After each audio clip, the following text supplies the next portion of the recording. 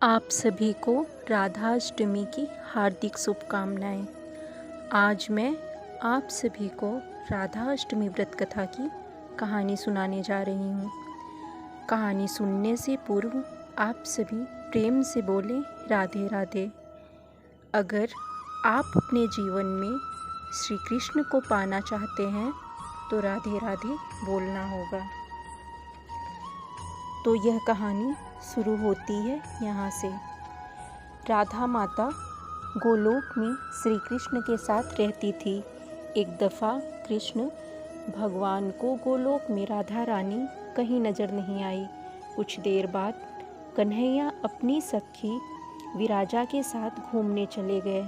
यह बात जब राधा रानी को मालूम हुई तो उन्हें गुस्सा आया और वो सीधे कन्हैया के पास चली गई। वहाँ पहुंचकर उन्होंने श्री कृष्ण को काफ़ी भला बुरा कहा। राधा रानी का यह रवैया भगवान श्री कृष्ण के प्यारे मित्र श्रीदामा को बिल्कुल अच्छा नहीं लगा। श्रीदामा ने उसी वक्त बिना कुछ सोचे समझे राधा रानी को पृथ्वी पर जन्म लेने का श्राप दे दिया। राधा को इतने में गुस्से में देखकर कृष्ण भगवान की सखी विराजा भी नदी के रूप में वहाँ से चली गई। राधा ने श्रीदामा से श्राप पाने के बाद उन्हें राक्षस कुल में पैदा होने का श्राप दिया। राधा जी द्वारा दिए गए श्राप की वजह से ही श्रीदामा का जन्म शंखचूर्ण दानों के रूप में पृथ्वी पर हुआ।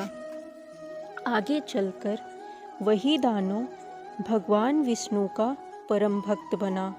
दूसरी तरफ राधा रानी ने पृथ्वी पर विषभानु के घर पुत्री के रूप में जन्म लिया। राधा रानी का जन्म विषभानु के घर तो हुआ, लेकिन उनकी पत्नी देवी कीर्ति के गर्भ से नहीं। दरअसल जिस समय राधा मैया और श्रीदामा ने एक दूसरे को श्राप दिया था, तभी भगवान श्री कृष्ण ने कहा था कि राधा आपको वृषभानु जी और देवी कीर्ति की पुत्री बनकर पृथ्वी पर रहना होगा। मनुष्य के अवतार में आपका एक वैश्य से विवाह होगा। वो मेरे ही अंशावतारों में से एक होगा जिसका नाम रायान होगा। इस तरह आप पृथ्वी पर भी मेरी ही बनकर रहेंगी, परंतु हम दोनों को बिछड़ने का दुख सहना होगा। इसके बाद कृष्ण भगवान ने राधा जी को मनुष्य योनि के रूप में जन्म लेने की तैयारी करने को कहा।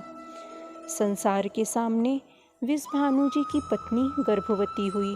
जिस तरह एक बच्चा दुनिया में आता है, ठीक वैसे ही देवी कीर्ति का भी प्रसव हुआ। लेकिन असल में राधा माता का जन्म देवी कीर्ति के गर्भ से नहीं हुआ। भगवान की माया से उनके गर्भ में वायु भर गई थी। देवी कीर्ति ने उसी वायु को जन्म दिया। इस दौरान उन्हें प्रसव पीड़ा हो रही थी और वहाँ राधा माता के रूप में एक प्यारी सी कन्या ने जन्म लिया।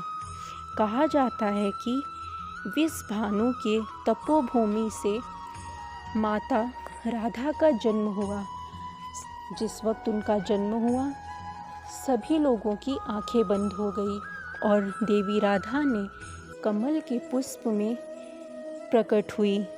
इसीलिए उनके जन्म दिवस को प्राकट्य दिवस के रूप में भी मनाया जाता है। भाद्र मास के शुक्ल पक्ष की अष्टमी के दिन राधा मैया का धरती पर जन्म हुआ था। तभी से हर साल इस दिन को राधाष्टमी के रूप में मनाया जाता है। आप सभी को राधाष्टमी की हार्दिक शुभकामनाएं पुनः। और आप लोग अगर अपने जीवन में श्री कृष्ण को पाना चाहते हैं तो राधाष्टमी का व्रत अवश्य करें। कहा जाता है कि जो भक्त श्री कृष्ण का व्रत रखते हैं अथवा राधाष्टमी का व्रत नहीं रखते हैं तो उन्हें श्री कृष्ण जन्माष्टमी का पूरा फल प्राप्त नहीं होता है।